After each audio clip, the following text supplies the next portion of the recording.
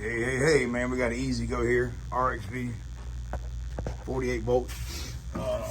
Let's see what it does. Customer says complaining about not running, and they heard a noise. So what we're gonna do is we'll see what the problem is. What I'm gonna do, first thing I'm gonna do, turn the key on. Make sure it's in the run position.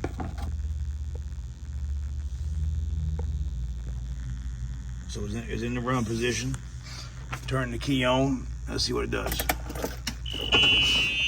All right, so we hear a beep, beep, beep. All right, so what that means, man, no more tests needed for this. What that means is the e-brake is bad. Replace your e-brake.